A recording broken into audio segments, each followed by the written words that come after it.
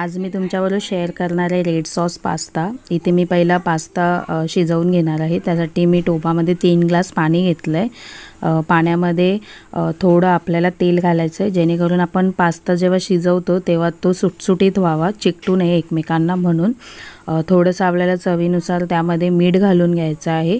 मिठाचं प्रमाण तुम्ही व्यवस्थित ठेवा, कारण पास्त्याला शिजताना आतमध्ये जर मीठ लागलं तर तो पास्ता रेडी झाल्यानंतर चवीला छान लागतो, नाहीतर थोडा अळणी लागल्यामुळे त्याला चव येत नाही।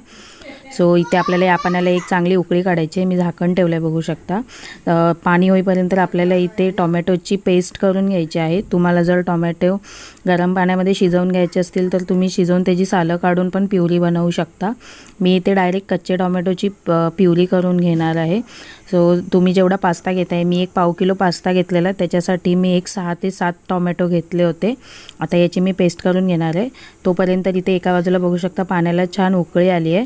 आता जो आपल्याला पास्ता आहे तो या पाण्यात टाकायचा आहे। पाण्याला उकळी यासाठी काढायची आहे की जेवढी जास्त उकळ येते पाण्याला तेवढा पास्ता लवकर शिजतो, कच्चा राहत नाही। आता बघू शकता मी एक बाजूला इथे पास्ता ठेवला आहे, दुसऱ्या बाजूला पास्ता होईपर्यंत मी प्युरी जी करून घेतली आहे टोमॅटोची, त्याच्यामध्ये आपल्याला जी सुकी मिरची येते ती घालून घ्यायची आहे। सुकी मिरची तुम्ही तुमच्या आवडीनुसार घाला, कमी तिखट अशी। सो इथे आता मी मिरची घालून पुन्हा एकदा मिक्सरमध्ये फिरवून घेतली प्युरी। आता मी ही प्युरी एका टोपामध्ये साईडला काढून ठेवणार आहे। तोपर्यंत इथे बघू शकता पास्ता आपल्याला ऑलमोस्ट शिजत आला आहे। सो आता थोडा एक 5 मिनटं ठेवून आपल्याला पास्ता शिजला की नाही हे चेक करायचं आहे। तोपर्यंत इथे मी कांदा बारीक कापून घेणार आहे। आपल्याला मेयोनीज लागणार आहे थोडंसं। आता इथे ऑलमोस्ट आपला पास्ता शिजला आहे की नाही आपण चेक करूया। इथे मी एका ताटामध्ये चाळण ठेवली आहे आणि इथे 2 ते 3 पास्ता घेऊन मी चेक करणार आहे की पास्ता व्यवस्थित शिजला गेला आहे की नाही। तुम्हाला तुमच्या बोटाच्या साहाय्याने बघायचं आहे की पास्ता शिजला आहे का नाही। तुम्ही बघू शकता पास्ता आपला चांगला शिजला आहे, तुटतो आहे चांगला, म्हणजे शिजला आहे तो। इथे मी आता जी चाळण ठेवली आहे त्याच्यामध्ये मी हा सगळा पास्ता काढून घेणार आहे। इथे मी दाखवलं नाही आहे तुम्हाला, पण तुम्हाला पास्ता जेव्हा चाळणीमध्ये काढता त्याच्यानंतर त्याच्यावर थंड पाणी घालायचं आहे। इथे मी कांदा आणि शिमला मिरची बारीक चिरून घेतली आहे, लसूण बारीक कापून घेतली आहे। चला तर बघूया आता पास्त्याची रेसिपी, पास्ता कसा बनवायचा आहे। इथे मी पॅन गरम करायला ठेवलं आहे, त्याच्यामध्ये थोडं तेल घातलं आहे। तेलावरती मी सगळ्यात आधी कांदा घालून घेणार आहे। कांदा आपल्याला तेलावर परतवून घ्यायचा आहे। आपल्याला गॅसची फ्लेम लो टू मिडियमच ठेवायची आहे। कांदा आपल्याला खूप लाल करायचा नाही, एक गुलाबी रंग येईपर्यंतच परतवून घ्यायचं आहे।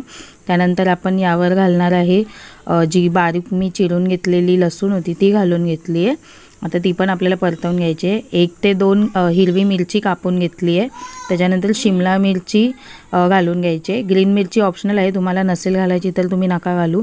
त्यानंतर आपण जी सुक्या मिरची आणि टोमॅटोची प्युरी करून घेतलेली ती घालून घ्यायची आहे। तिला एक 5 मिनटं ठेवल्यानंतर त्यावर चवीनुसार मीठ घालून घ्या, ते चांगलं व्यवस्थित ढवळून घ्या आणि एक 5 ते 7 मिनटं जरा शिजायला द्या ही प्युरी। त्यानंतर आपल्याला घालायचं आहे त्यामध्ये चिली फ्लेक्स पण तुम्ही तुमच्या आवडीनुसारच घाला, कारण सगळ्यात आधी आपण प्युरी बनवताना मिरची वापरली होती। नंतर ऑरेगॅनो घालून घ्यायचं आहे।